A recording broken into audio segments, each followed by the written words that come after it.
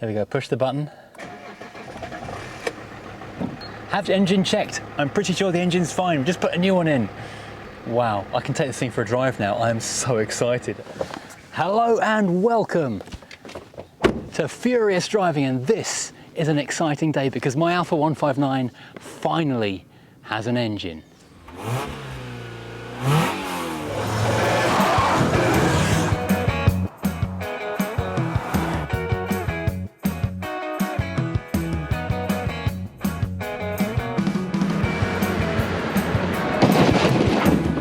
Okay, a quick recap if you're new to this story or you've forgotten it because it's been quite a few weeks. This is my 2006 Alfa Romeo 159 2.4 JTDM Losso.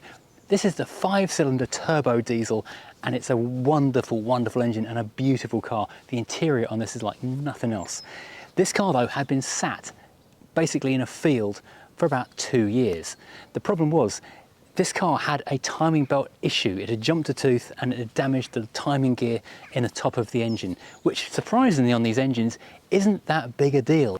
It's potentially very fatal for most engines, but in this particular case, all it does is bend all the rockers, and there are 10 of them, so it's not a huge effort to do. As long as you can get the top of the engine off to change those things, retime the engine and drive away happy. It'll cost you maybe a couple of £100.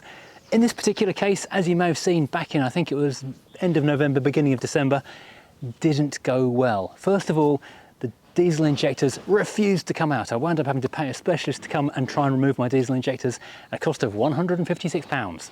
That should have then allowed me to lift off the top of the engine. They call it the rocker cover on most cars. In this case, it's the cam carrier because the rocker cover and the camshaft carrier come out as one unit. It wouldn't come. It would basically welded itself to the engine. I spent a lot of time attacking that with as many different brutal and chemical methods as I could. Nothing would do it. Culminating, in fact, in bringing a generator and a welder to the field where this car was living in order to weld a bolt onto one of the studs I was trying to get undone, and it just snapped the stud off. So at that point, I spoke to my friend Jamie here at GoItalia. He's behind that door, because he is a specialist in these cars. He's a dealer-trained expert on these cars. So having worked many years at these, I said, what is the situation? How much is it going to cost to get professionally this engine stripped down, including all of the parts, and there are quite a few parts to replace, versus getting a second-hand engine? And we worked out the costs, and it's frankly an awful lot cheaper and easier just whack a new motor in there. So that's what I did. Before Christmas, I went online and I bought an engine, which never showed up. You might have seen the video where I was sitting in this car looking a bit dejected because I didn't have an engine. Fortunately, PayPal refunded me because they'd give protection on that, and I went to Clover Breakers, and now I've got an engine. And this is very exciting because the car is not much use without that big, heavy, lumpy thing at the front. So why, you may ask, with all my channel based around tinkering on cars and trying to fix them myself, am I not trying to change the engine on this car myself on some jacks with an engine crane and all that kind of thing? Well, the simple fact is cars are built differently these days. This is a very big, very heavy engine, and it's not designed to come through the top. It's designed to stay on the ground and have the body lift away from the engine. That's how they build cars these days. It's not really a DIY job without either, well, some blocks and tackles, huge jacks, because that's got to come that far off the ground to make it happen, a lot of confidence and even more luck, or better still, a 4-post lift. Once the new engine had finally turned up from Clover Breakers, and it was a bare engine, as in just literally the block, no exhaust manifolds, no alternator, just all the gubbins basically, that all needs to be transferred over. We got the car booked in, and finally I got to use the tow bar on Hippo the Freelander and drag this thing from its slumber of 2 years in a field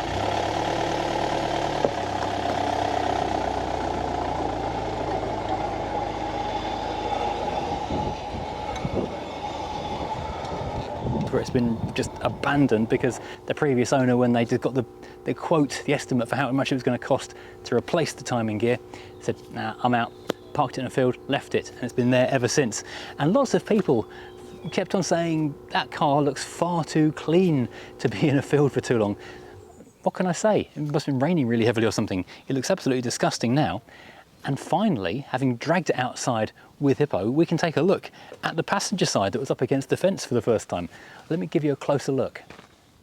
So in terms of bodywork, it's actually really, really good. And having seen underneath it, it's really nice as well. Incredibly good condition of the actual floor pans and things itself. It is very, very green indeed. I'm really looking forward to getting this home where I can jet wash things. There's some lacquer peel on the mirror, and I was hoping to drive this straight off and get an MOT on it, but that's not going to happen initially because of this. This tyre does not look its best. I thought these tyres were actually really good because they're lovely Pirellis, but this one has seen better days. I need to have a good inspection of the other ones to see if I need to replace them due to age or if this one's just been smashed into too many curbs. Anyway, I've waffled on long enough. I need to hear this engine run. Right, so this is my first time hitting the button in this car and it actually started. I'm so excited to hear this car run and find out what it sounds like. There we go, push the button.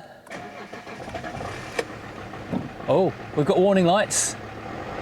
Engine warning light on, check left hand indicator. Have engine checked. I'm pretty sure the engine's fine. Just put a new one in. Checked left hand front side light. Clock's wrong. Temperature is wildly inaccurate. It's actually 13 degrees at the moment. Wow, that's amazing. Okay, thank you. It's 14 degrees right now. Things are in Cambridge. We've even got a quarter of a tank of diesel in this thing. Wow. Engine is cold, obviously. Not seeing anything on the turbocharge gauge just yet. This is one of my favourite things in this car. This bank of angled gauges stepped into the dashboard. It's absolutely awesome.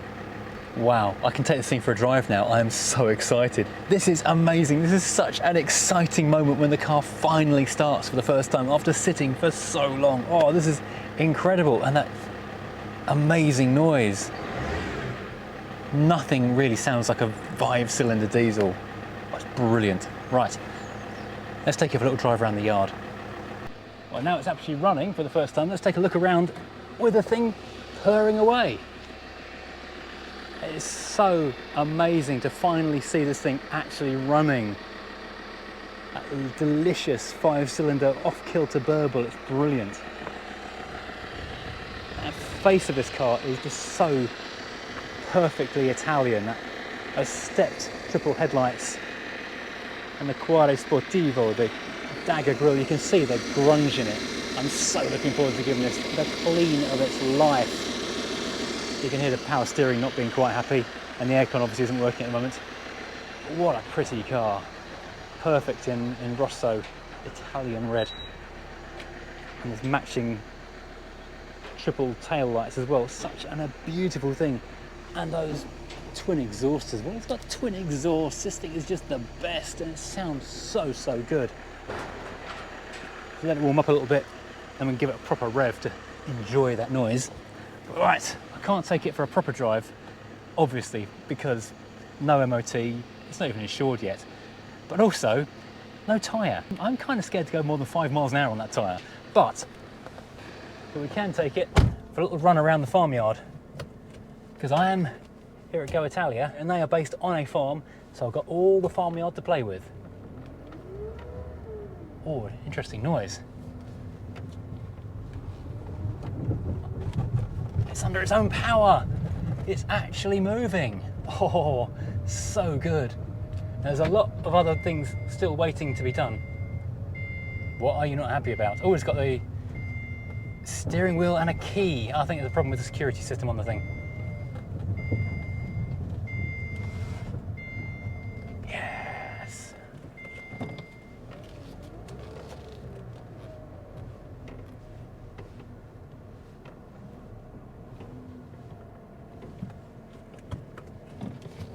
So good, the gear shift, I've forgotten how it's kind of heavy but precise, the gear change on this thing. Oh, it's amazing. Oh, I love it. I can't wait to get this thing on the road.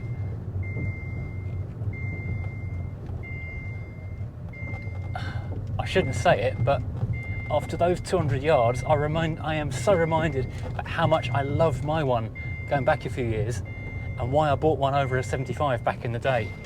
Why I like this more than a Rover 75. It's not got all the nice wooden things, but it feels like a car you want to drive. Oh, this is amazing. Oh, it's got some poke. Haha. So good. I need to give you an exhaust rev on this thing. It's been running for a couple of minutes, we're getting some temperature in it. Don't forget, we are running on, I think, minimum 2-year-old diesel on this thing, if not older, so it's not going to be as smooth as it could be, but it's still pretty damn smooth. Well, once the temperature sets to 22 degrees, God, I mean, I'm not baking in it.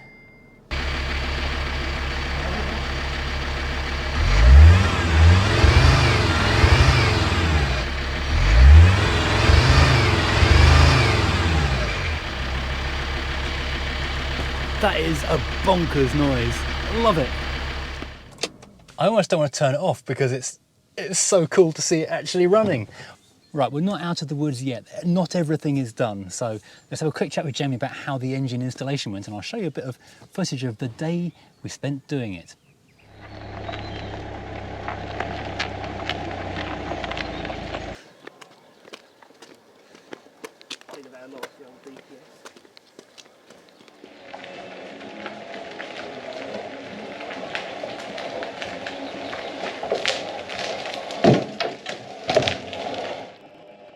So Jamie, this is Jamie from GoItalia. How you doing? You alright? We're back again. Hello. So we're got the 159 in, and we are about to remove and replace the engine.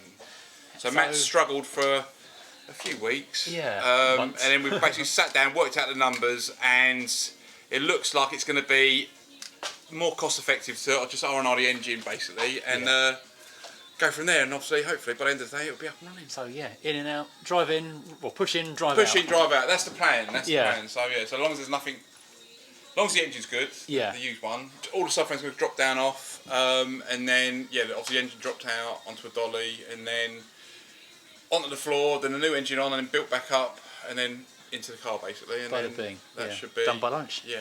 Oh, easy. Oh, it's the first time we've had a proper look underneath the car as well. You guys crack on. I'm going to look at what the state this thing's in, because everyone was saying in the comments, oh, I bet you're going to find that's got no floor in it when you finally get underneath that. And well, it's a little bit, well, it's surface rusty, so that's going to want a bit of under sealing and stuff. But you know, generally, it actually doesn't look right. I did roll this, put this on a trolley jack and take a look, and the sills are really, really good on this thing, thankfully, on both sides. It's a little bit green. Now we can finally see what state it's in away from the fence. But yeah, we want to get some under seal on this thing, rust killer, and sort that out. Is that spring alright? That's a funny angle.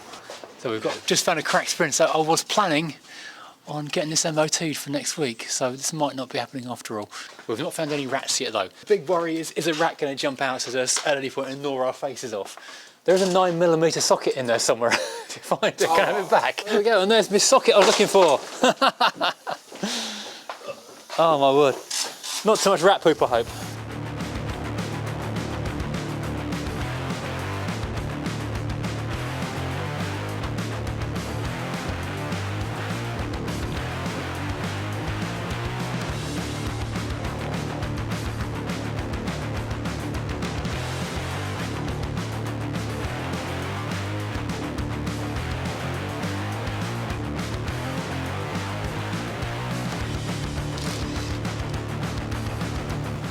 First significant part of the car.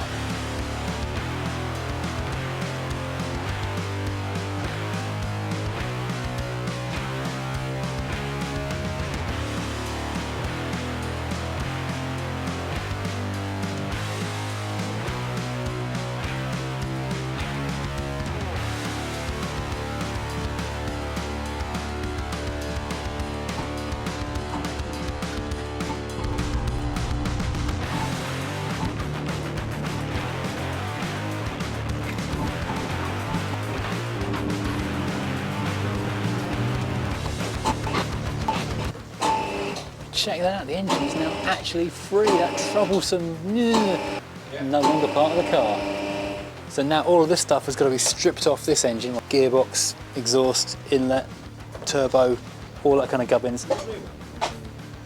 All got to come off, get transferred over.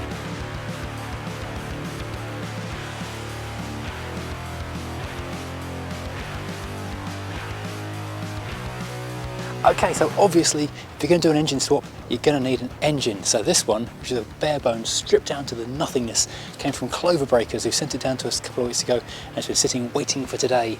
Unfortunately, it means everything that we need, like all these bits here, which have got blue rags shoved in them, it's going to have to be stripped off the old engine, which does slow the job down a bit, but at least we know everything's going to be there because we're taking off the ones that are in the car. First things first though, this did need a timing block and a water pump, because that's much easier to do outside the car than in it. Right, this looked pretty terrible before we got the flaky paint off, but without the flaky paint, it actually looks quite decent. So now get some MDS rust neutralising primer, make it look a bit more presentable.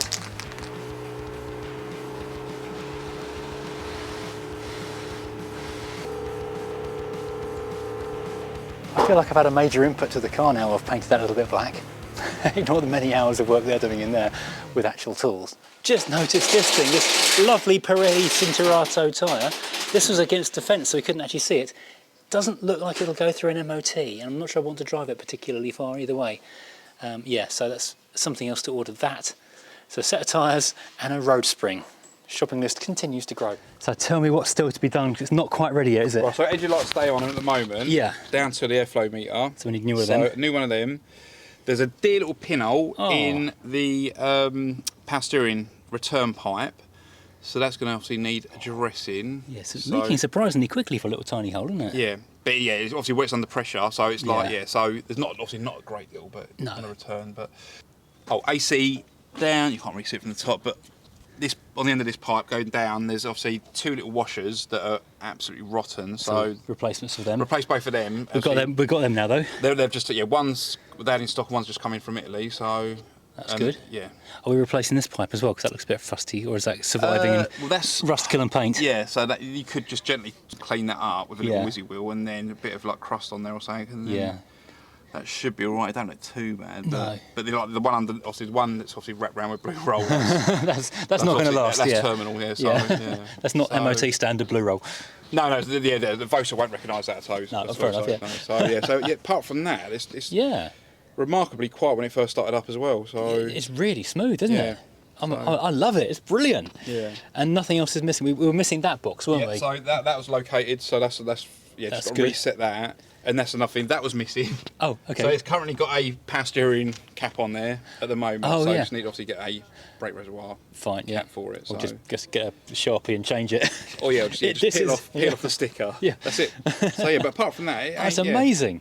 The only stumbling block really was what the exhaust manifold. Once you obviously put the exhaust manifold on, there was 4 snap studs. So basically 2 of which look like they're historic, so they've got a lot of black soot. So it's been blow by when it's been running. So from start you must have heard that chuffing like from start up for a while.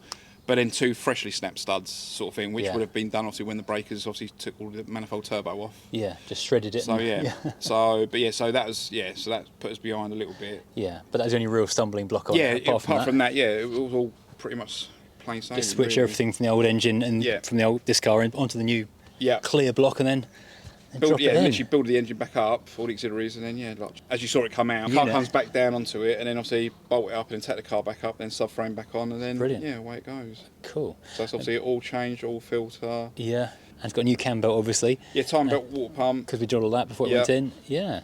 Which was the first time I've done one laying on its side. So so that's quite a bit unusual. Put your head on your side to do it at an angle. Yeah, could it physically have come out of the top if you really tried, or is that really not going to?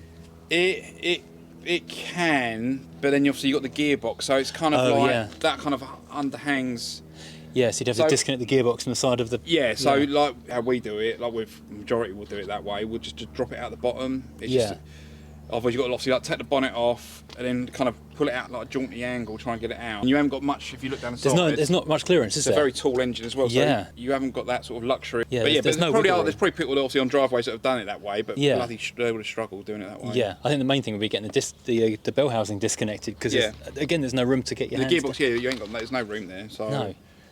But with the 5 cylinders, there's not much. It's packed in tight, isn't it? It really is. I mean, this looks tighter than the V6. It probably because lengthwise, it definitely is. Oh yeah, but hopefully, literally some fresh diesel in there, and then sort out a couple of little issues, and it's good to go. Jobs are good. So, Well, I'll tell you all about the other little issues in a second. Fantastic, no. Oh, thanks, Jamie. Go enjoy it. I'm going to pay some money now. Yeah. See you later. Okay, so we're here now. We've got the car back, it runs, but it's not completely done. We're not out of the woods yet. As Jamie said, we've still got the aircon washers to sort out. We've got that power steering pipe to replace. That's the main mechanical things, and I've got to replace the front tyres on it.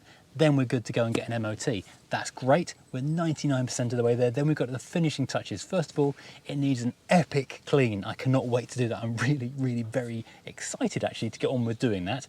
Secondly, we've got a few little bits of trim to sort out because this air vent just here is broken. So I need to go and source a new one of those. This one, oh, is good on the front but broken inside, so I actually need to find a second one of them. So 2 of those. The radio has lost its code and we need to investigate why the code we've got doesn't work, but we'll figure that one out. Either get that code sorted out or just simply replace it with an aftermarket double DIN head unit, so we've got a good head unit in there. I've noticed today also that it's a little bit smoky, but I'm not too surprised because it's running on ancient diesel and it's a rebuilt engine, so there's going to be oil inside and it's going to take a few miles to clear its throat. And also, rather annoyingly, the bonnet release catch has actually snapped off, so you have to open the bonnet with a pair of pliers each time. And did I just say that the central locking doesn't work? Because the central locking doesn't work, and the button for the boot doesn't appear to be doing anything either. So we've got a couple of little minor issues. It really are very much the finishing touches, so the next video on this car will be the finishing touches. This is what this video series should have been, a 2-episode thing. First episode, fix the engine. Second episode, make it pretty. But there you go. This is one of the prettiest cars I've ever seen, and I cannot tell you how nice it is to sit in it. The thing Alfa Romeo do so well is make incredible seats. Apart from other things they're incredibly well, they make the most beautiful seats imaginable. This leather is just so soft and smooth and supple. It's just delicious. Even uncleaned for 2 years, sitting in the sun, it's still just soft and beautiful and lovely. I will be very sorry to sell this car, but it's on the list to be let go, one way or another. Interestingly, as an aside, when I was at the Motorist at the weekend for my Cars and Coffee social event, someone brought down a black 007 edition Alfa 159. It was one that they released to kind of celebrate the James Bond movie, the Quantum of Solace one, when they destroyed them and drove them into a lake. It's a good thing to celebrate. But that car was brought up to TI spec, but without the engine, I think. It was a funny sort of spec. But the owner didn't realise that he had unusual metal on the dashboard, because this car's got kind of a goldy silver kind of metal. The 159 Ti's and apparently the 007 have got like a dark metal, and I thought they all had that until I saw this car. Having said that, I've never seen one with this incredible cream leather either. Looking around the interior, just having a bit of a poke around, apart from the incredible amount of spider's web, which is not doing great things for my arachnophobia. Having a quick poke around, we have got a set of European lights in an Alfa Romeo box. So if you go travelling in this thing, it's even got a little Alfa code on it. Oh, there's a sweetie that's turned fluffy in the glove box. We've got, just having a look around, it's mostly been emptied pretty thoroughly. We've got one of the rockers that I was going to replace into the engine as a reminder of what the story was going to be. And we've got the towing eye cover. Finally, I was really quite pleased to finally use Hippo to drag something on its new tow bar. So I dragged it out of the field, and when the car was here at GoItalia, dragged it around the corner to the parking area where it could wait its turn to be pushed onto the workshop. Right, I'm going to go get a cup of tea and dream about driving this car. But thank you for watching. I hope you've enjoyed this. I have certainly loved my first couple of 100 metres just shuffling this thing around under its own power. I'm a little bit in love, and I cannot wait to have this thing on the road. It is so good, so pretty. Right, thank you for watching. Please, if you've enjoyed this, hit like and of course subscribe, and join us again next time when we'll be doing something completely different.